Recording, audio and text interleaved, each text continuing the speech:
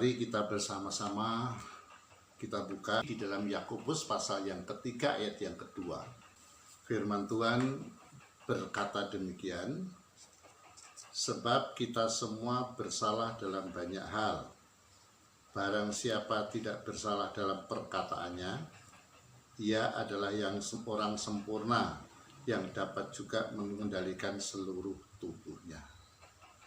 Bapak Ibu yang dikasihi Tuhan, ayat barusan kita baca itu berbicara tentang perkataan. Dan sebagai sarana untuk melakukan perkataan itu adalah lidah. Jadi Bapak Ibu yang dikasihi Tuhan, sebenarnya lidah itu hanya sebagai sarana, bukan pelaku utama.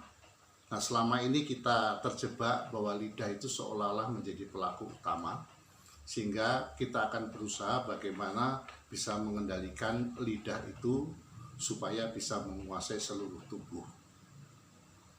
Padahal pada kenyataannya, lidah itu hanya sarana, bukan pelaku utama seperti yang saya ungkapkan di atas. Tetapi di balik semua itu ada tokoh yang sangat luar biasa di belakang lidah. Dan tokoh di balik lidah inilah yang berperan menggerakkan daripada lidah tersebut. Tokoh intelek di balik lidah itu adalah pikiran, perasaan, di mana itu akan menghasilkan satu kehendak. Dan tokoh di intelek inilah yang sebenarnya menggerakkan daripada seluruh lidah tersebut.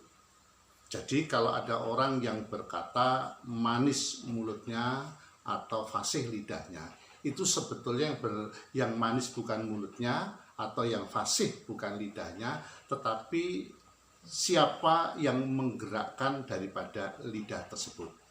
Jadi kalau seseorang mau berucap baik, maka yang harus dikelola bukan hanya lidahnya saja secara langsung, tetapi bagaimana kita mengontrol daripada jiwa dan hati setiap individu.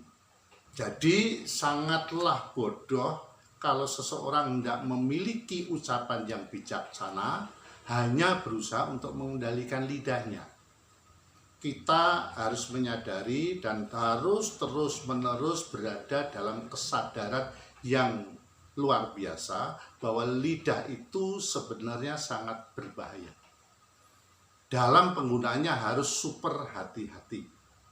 Oleh sebab itu, Bapak Ibu yang dikasihi Tuhan, kalau kita hanya mengendalikan lidah saja, itu belumlah cukup.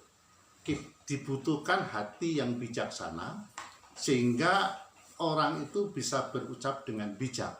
Sebaliknya kalau seseorang tidak bijaksana, maka lidahnya pun akan berucap yang tidak bijaksana.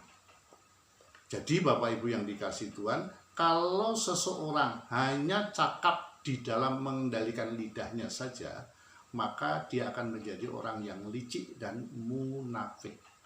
Maka dari itu Bapak Ibu yang dikasihi Tuhan, orang yang tidak banyak bicara itu sebetulnya belum tentu memiliki ucapan yang bijaksana, tetapi memang dia itu sedikit membawa dampak yang negatif daripada orang yang banyak bicara tetapi tidak bijaksana.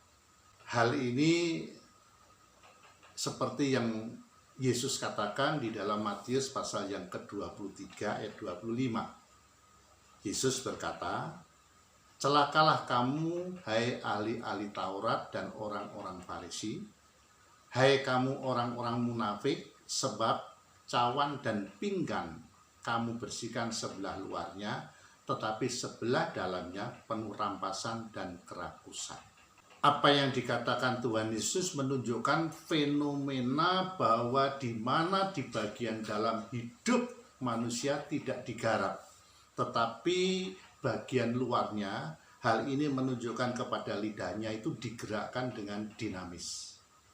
Oleh karena itu Bapak Ibu yang dikasihi Tuhan, untuk kita bisa menjadi seseorang yang bijaksana, maka mau tidak mau dan tidak ada pilihan lain, kita harus memiliki pikiran dan perasaan seperti Kristus. Hal inilah yang sulit, tetapi kalau kita upayakan dengan sungguh-sungguh, pasti bisa. Dan upaya yang harus Bapak Ibu lakukan adalah selalu berusaha bagaimana mengalami perubahan atau pembaharuan pikiran terus-menerus melalui kebenaran firman-Nya. Seperti yang dikatakan Paulus di dalam Roma pasal yang ke-12 ayat yang kedua. Dan itu harus terjadi setiap saat, detik demi detik, menit demi menit, hari demi hari, dan seterusnya sepanjang hidup kita. Karena target yang harus dicapai untuk memiliki kebijaksanaan itu adalah seperti atau serupa dengan Tuhan Yesus atau sempurna seperti Bapa. Nah, dengan kebijaksanaan yang didapat itu atau yang diperoleh di situ, maka seseorang akan dengan sendirinya bisa menempatkan kata dan sikap yang memberkati orang lain. Dalam hal ini, maka dibutuhkan usaha yang sungguh-sungguh dan kerja keras serta waktu yang cukup untuk memiliki hati yang bijaksana. Maka dengan kebijaksanaan itu seseorang tidak akan mengucapkan kata-kata yang tidak perlu untuk diucapkan. Kalau ia mengucapkan perkataan, maka perkataannya itu pasti akan memberkati orang yang mendengarkannya. Oleh karena itu, Bapak Ibu yang dikasihi Tuhan, orang yang bijaksana itu tidak diharapkan diam saja. Sebab setiap perkataannya itu akan memberkati orang lain. Seperti awal tadi di dalam Yakobus pasal yang ketiga ayat yang kedua. Maka orang-orang yang demikian pasti tidak salah di dalam perkataannya.